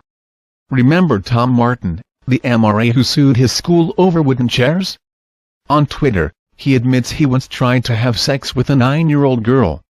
When the article was written, the tweets appeared to be deleted, however they are now back and can be found here. Now, you'll remember Tom Martin from much earlier in this video, although the allegations made against him now are far more serious than those involving the wooden chairs. So the claim is he admits he once tried to have sex with a 9-year-old girl. Now, keep that in mind, because we're about to look at the evidence for that claim. And I consider that a pretty fucking serious claim to be made. Now, here's the tweets in question. Tom Martin says, "When I was 16, I saw a 16-year-old girl looking after some 9-year-olds. I went to flirt, and her mother told me she was also 9. So, Tom himself was 16, and he thought the girl was 16, and he went to flirt with her. He did not try to have sex with a 9-year-old. He was 16, and he mistook the age of a 9-year-old. Now, I can't imagine there are too many 9-year-olds who look like they're 16, but I guess it is technically possible. After all, there would be a extremely small percentage of girls who would start maturing even at the age of 9. I can't imagine it's too common, though. But the point is, he was 16 at the time, and he thought the girl was 16, alright?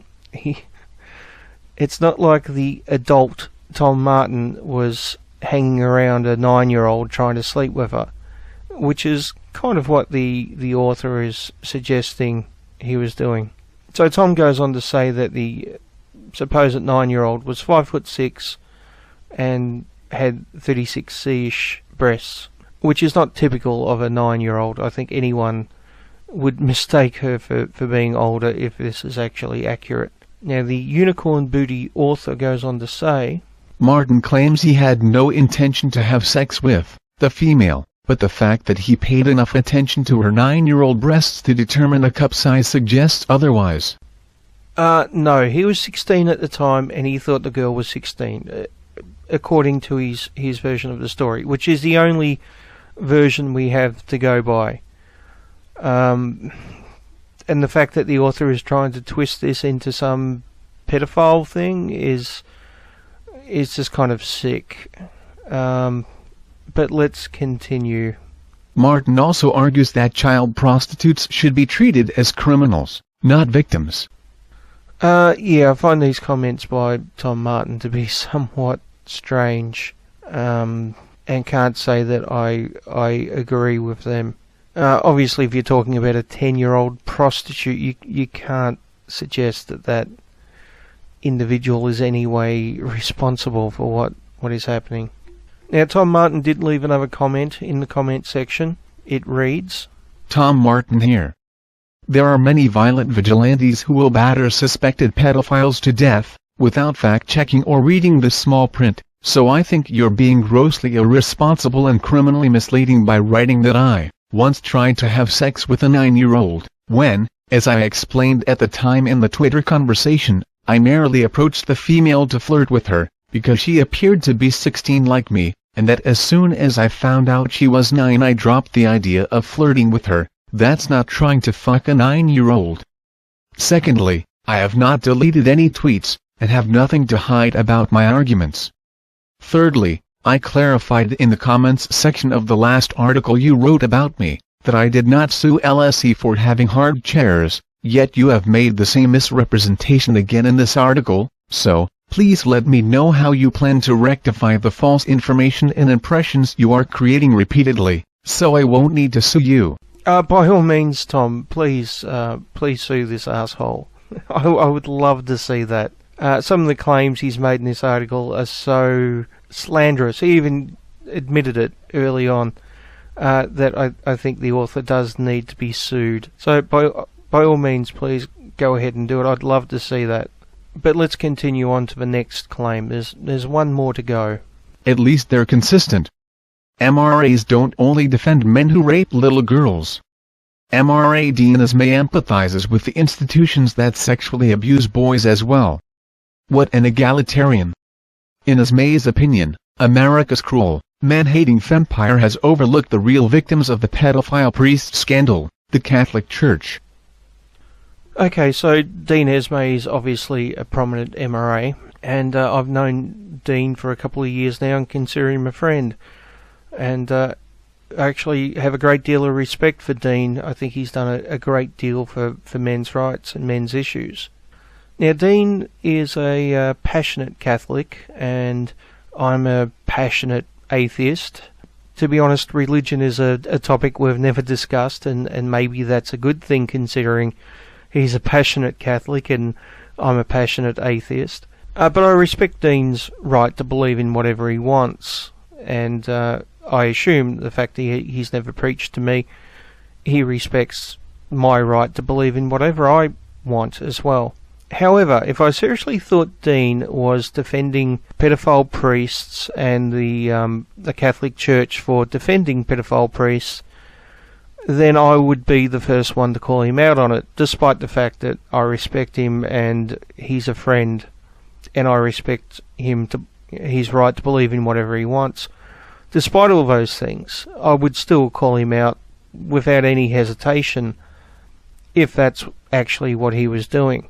Now, I have known some Catholics to do this in the past. I remember probably 10 or so years ago when the whole pedophile priest scandal broke, there was a local journalist, New Zealand-born Aussie journalist Darren Hinch, who often spoke about the pedophile priest scandal. Hinch had a personal interest in this because as a boy he was actually molested by a priest. So it's a topic he had a lot of passion about. And whenever he talked about the topic on Talkback Radio, he would get numerous calls from outraged Catholics demanding that the topic be dropped immediately and that no further discussion should be had on it. How dare you talk about the Catholic Church in such a way? This is scandalous. It's obviously all lies and just made up to blacken the name of the Catholic Church. Obviously this is fucking bullshit. And those responsible for covering up the pedophile priests should be held responsible. Think about it this way. It can be seen that they were defending the name of the church, right? They obviously didn't want a scandal which was going to hurt the reputation of the church. But they were willing to sacrifice boys by moving these pedophile priests to new areas where they could create new victims. Now, if you actually believe in an afterlife and a God which is going to judge you and send you over to heaven or hell, it's a rather strange thing to do. It's almost like their investment in the church is more important than their faith in their religion. An interesting point, I think. So I have no problem condemning people like that. Anyone who's going to defend the church for covering up pedophile priests should be thrown under the bus. The question is that something Dean Esme is doing here? Now, the evidence presented by Unicorn Booty is a tweet from Dean Esme from earlier this year. And that tweet actually has a link to an article by A Voice for Men. So the article is called Sabrina Rubin Erdely Shows the Other Catholic Sex Abuse Scandal, Falsely Accused Priests. Let's read the first paragraph. Remember Rolling Stone reporter Sabrina Rubin Erdely, who gave us the phony Uvea rape scandal, the one that nearly destroyed so many innocent fraternities? Well, it looks like Sabrina Erdely has a habit of putting fake rape stories in the news, and it wasn't just a one-off. She has been subjected to a blistering expose in Newsweek showing that she published an obviously false case that ruined the lives of 2 innocent priests as well as a teacher. Now, there's a link to a Newsweek article, so let's go have a look at that. Catholic guilt? The lying, scheming altar boy behind a lurid rape case. On October 9, 2015, a former Philadelphia altar boy reported to the office of Dr. Stephen Mechanic to undergo a court-ordered forensic psychiatric evaluation. It took nearly 3 hours because the 2 men had a lot of ground to cover.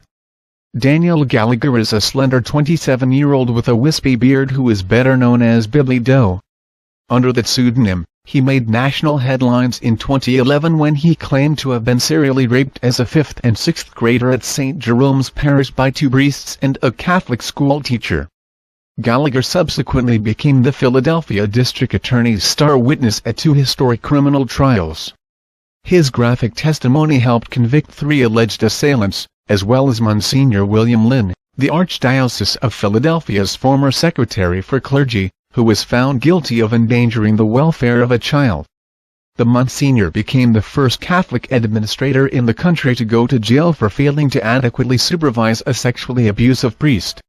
The Billy Doe rape story was so sensational it attracted the attention of crusading Rolling Stone writer Sabrina Rubin Erdely. She described Billy Doe in a 2011 story, The Catholic Church's Secret Sex Crime Files, as a sweet, gentle kid with boyish good looks, who had been callously passed around from predator to predator. According to the charges recounted by Erdely, 2 priests and a Catholic school teacher raped and sodomized the 10-year-old, sometimes making him perform stripteases or getting him drunk on sacramental wine after Mass.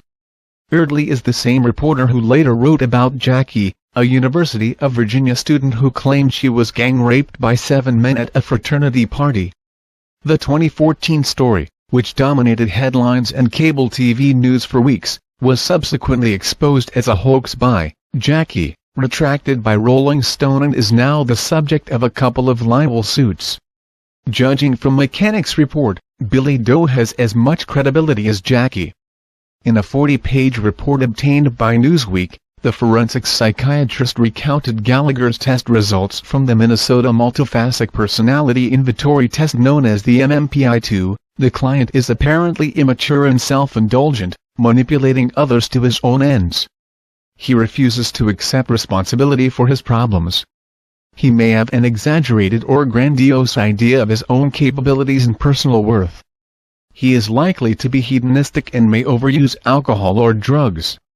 He appears to be quite impulsive, and he may act out against others without considering the consequences. Paranoid features and externalization of blame are likely to be present. His manipulative and self-serving behavior may cause great difficulties for people close to him. An individual with this profile is usually viewed as having a personality disorder, probably a paranoid or passive-aggressive personality. Symptoms of a delusional disorder are prominent in this clinical pattern. On top of bombing out on the MMPI-2, Gallagher admitted he lied and provided unreliable information to Mechanic about his substance abuse and psychiatric history, as well as his personal and medical background.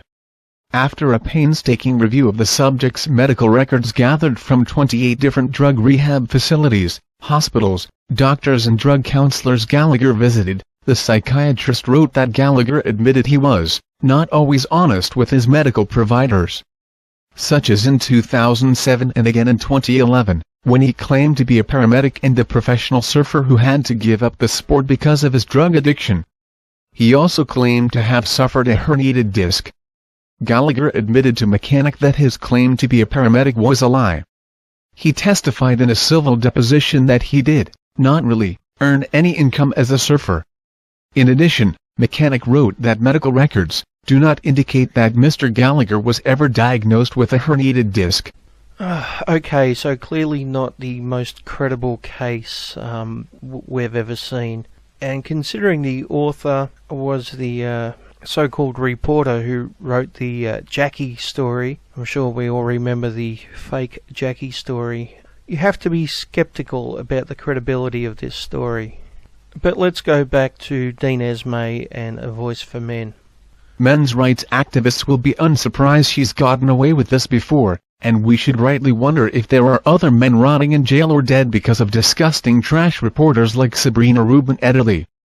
We might also wonder why we think every joke about Catholic priests and child abuse is all that funny, because as we know, with every rape allegation there is a victim 100% of the time. Either a person was raped or a person was falsely accused. Catholic priests and bishops are all men, of course. Which also means every priest you ever heard abused a kid was a man. And thus, so was every falsely accused priest. And those falsely accused men have been the other side of the Catholic sex abuse scandal that no one talks about, men who did no wrong, or far less wrong than they were accused of. Those of us who followed the Catholic Church's sex abuse scandal going all the way back to the 1980s or so know there's always been another side of this. Throughout the years, as you would read about cases, any number of them seemed dicey. Not all of them by any means. Many in the church did a whole lot wrong and many families never really saw justice. On the other hand, An independent study by the John J. College of Criminal Justice commissioned by the U.S. College of Catholic Bishops uncovered in breathtaking detail and thorough depth how much had been hidden from public view going back as far as 1950, but also found a significant number of reports with no credible basis. As others have documented, there's reason to believe that some of the reports deemed credible were never proven and hardly unquestionable. In some cases, the accused men never even had a chance to defend themselves before dying. No, they weren't all innocent, of course. But again, were they all guilty? And you know what, I think this is a fair question. Obviously they weren't all innocent, but were they all guilty? The problem is when an institution like the Catholic Church covers something up and lies, it makes it so much easier for someone who's falsely accused to be found guilty, at least in the public eye. Imagine, for example, there was a politician who openly claimed that he had never cheated on his wife and would never do such a thing, and then one day photos turn up of him actually cheating on his wife. In other words, he's proven to be a liar. And then 6 months later someone comes out of the woodwork and claims that he also had an affair with her. In this case, though, it's actually a lie. Would anyone believe him when he said, "No, I didn't sleep with that woman"? Of course not, because he's been proven to be a liar. His credibility is shot. And once you lose your credibility, it's hard to defend against false allegations. And unfortunately for the Catholic Church, this seems to be what's happened. Now, there's most definitely individuals in the Catholic Church who should be in jail, and not just the pedophile priests, but those who protected them, those who moved them around, and those who covered up the scandals. Those fucking assholes, every single one of them, should be in jail as well. But because they tried to protect the Catholic Church from any type of scandal, sacrificing many young boys as they did so, what they've actually done is open the church up to false allegations. Now, basically anyone can make a claim and the public is going to believe it. This obviously doesn't help actual victims, nor does it actually help those who are falsely accused. It's just one big fucking mess, unfortunately. So yeah, I do have to agree with Dean here. We should be sceptical about any claim made against another person. Not just those dealing with rape and pedophilia, of course, but any claim whatsoever. We should be sceptical and we should judge it based on the merits of that claim. Unfortunately, though, there's another issue when it comes to pedophile priests, or accused pedophile priests, and that is, this is happening to children, and by the time it goes to court, if it ever does, it's often decades later, which makes it difficult for someone accused to prove their innocence, and someone who's guilty to actually be prosecuted. And to be honest, I don't know how to really solve this problem, apart from those within the church actually dealing with cases which have been brought to their attention, as opposed to trying to cover them up as they've done in the past. Clearly it's just one big fucking mess. But obviously Dean in no way is claiming that there haven't been pedophile priests in the past. He states clearly that there have been. So anyway, Unicorn Booty goes on to say, emphasizing the very low rate of false sexual assault accusations helps perpetuate the misconception that people routinely make up sexual abuse for money and attention. It makes it harder for sexual abuse victims to find people who believe them. Yeah, no, the real issue here is due process. It's the cornerstone of our legal system, is due process. An allegation is not enough. Now that means that sometimes those people who are guilty are going to get away with it because there is not enough evidence.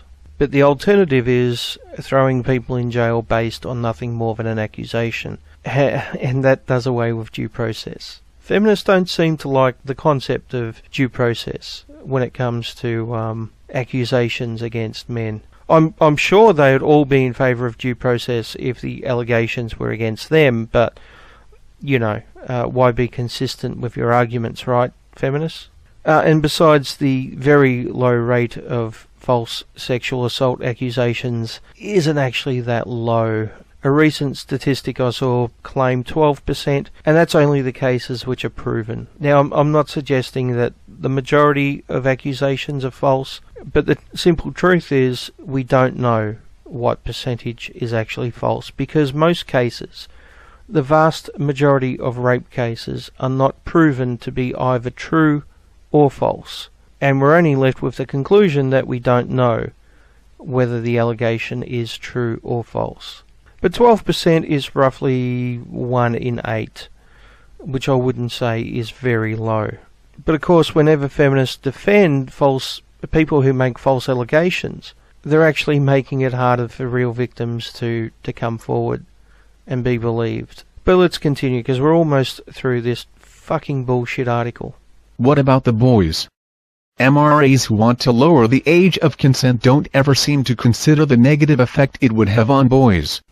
Yeah, actually, I am concerned about the boys. What I'm concerned about is when a female teacher takes advantage of a young boy, sometimes as young as 12. More often than not, they'll claim that they're actually the victim and get let go in a lot of cases, with maybe a slap on the wrist, maybe some home detention or something like that, maybe a suspended sentence. Now, male teachers who do this to young female students don't get the same consideration, and nor should they. They're put in a position of trust, and sleeping with their underage students is violating that trust. And it's also abusing their power, because clearly they're in a position of authority. So yeah, I do have a concern about the boys. Fucking assholes like you don't, though, because I never hear you bring up this concern. Strange that, isn't it? Oh, but I forgot, these things only count when men do it, right? Okay. Let's continue. Lowering the age of consent to 12 would enable sexual predators to legally have sex with boys. It would make Jerry Sandusky's monstrous behavior legal. But hey, I guess that's why they're called men's rights activists, not boys' rights activists. This is a test for Bane 666EU. Remember kids, don't drink the poison Kool-Aid.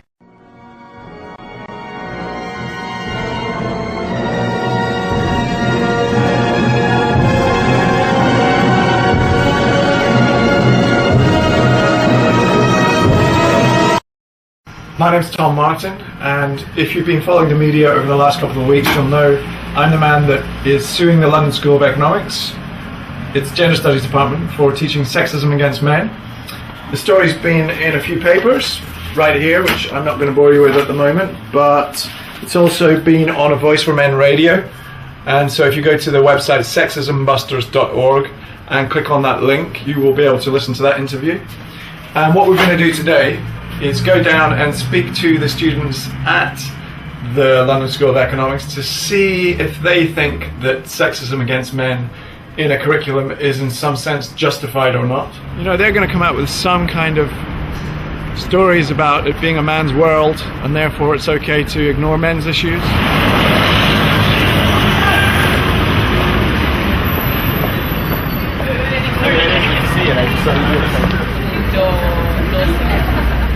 For instance, they like to claim that only one sex is oppressed. They might get a bit aggressive, but I've got my sandwich board, so that should be okay. This is the news story. We want to get people's opinion about whether discrimination against men in the core texts is justifiable or not, because the defense is saying that it is justifiable. Yeah, I don't really know much about gender studies in general, but I'm in the Gender Institute. I'm seeing that. Okay, because you think that it's overwhelmingly about women. Yeah. I mean, I can't really speak much about LSE, but I do know that in general, gender studies, I don't think are overwhelmingly women-based. Women's studies definitely is. Right. And if there's a slight percentage or lean towards women, that's just kind of what happens when you're studying gender. I do think it's justified, because in a way I've started reading a lot of feminist writings recently, and I'm starting to get that sexism feeling. On a daily existence as a woman, you feel that all the time. Do you as a man? Do you? feel sexism? Yes, in social interactions all the time. Sometimes.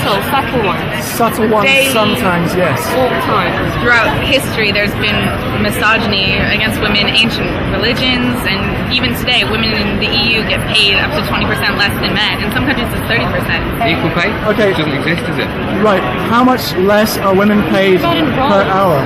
I think it depends on the industry, isn't it? But, in the UK, on average?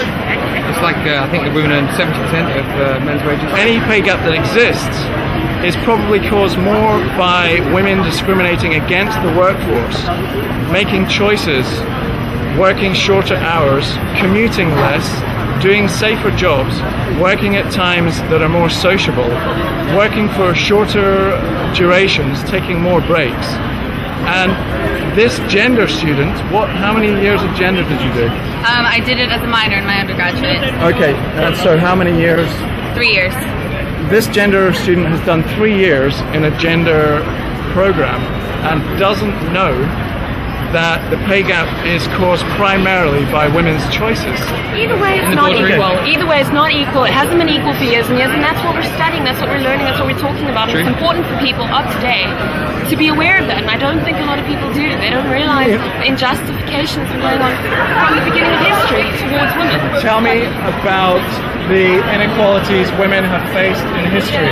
How have women been oppressed historically? Yeah. Are you having a law? Didn't have the right to vote? Are you having a law that are currently Stop. They didn't have the right to vote. How many years it took between the time when all men got the vote over the age of 21 and all women got the vote over the age of 21 in the UK? How many years? All men, I don't know, 40, 50 years. The difference in time it took between men getting all the vote and women getting all the vote was 10 years between 1918 and 1928. And of course, while men had the right to vote, they also were conscripted to fight and die in the First World War, and so couldn't actually vote anyway. Women did not have the right to vote, that's the point. Okay, women in history did not have the right to vote. That means they were unequal. If men had the right to vote and women didn't. For how many years did men have the vote and women didn't? Yes, you've asked me this question. And what's the answer? I don't know. Have a guess. You tell me. You're not answering any of my questions. Have a guess. You tell me. Look, get to your point. Just get to your point. You are justifying discriminating against men. Oh, there's no discrimination against men. There's no discrimination against men. I'm sorry. There's no discrimination against men. There's no discrimination against men.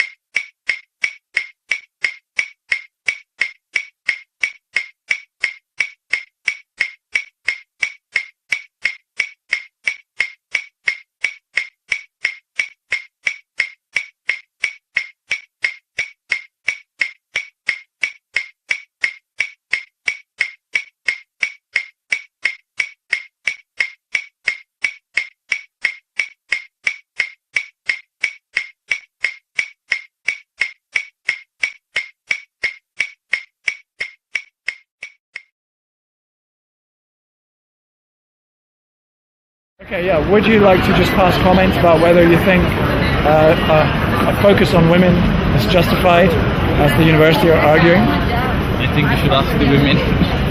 Well, no, I'm asking you. No, I think they should maybe focus a little bit on men. I come from a country like India, so there are enough things that I can talk about. So it doesn't end like what do you want to talk about? Domestic violence. As someone who's very familiar with domestic violence as a concept and has researched a lot, it does, emotional abuse especially, and to a lesser extent physical abuse against men does occur. But by and large, the most, you're not going to get hospitalized. I'm not going to, if you were my boyfriend and I decided to beat you up, you're not going to end up in the hospital. Whereas if you beat me up, you kill me. Who is more likely to initiate domestic violence? Men, because I talk to women about it more. I'm not going to run around discussing domestic violence experiences with men. What percentage of domestic violence is initiated by men? That's a really unfair question. I know nothing. Just have a guess. Probably 60%. 70% of domestic violence appears to be initiated by women. In domestically violent relationships where only one partner is violent, that one person tends to be the woman on 70% of occasions. In India, what percentage of domestic violence allegations were believed by the researchers to be genuine? 80% of them? The answer is 2%. 2% were believed to be genuine. Do you think you have a balanced understanding of men's and women's issues? No, I don't think I have an understanding at all, really. I come from a country where the onus of proving one's innocence lies in the man. I've been here for 3 years and I've never read or heard a study about equal rights or equal opportunities for men. So definitely there's a case there, I would say. Yeah.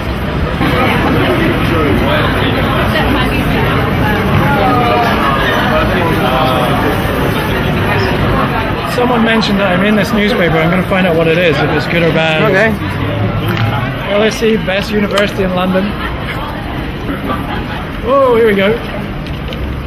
Gender Institute sued by former student. Okay, I'm going to read that later.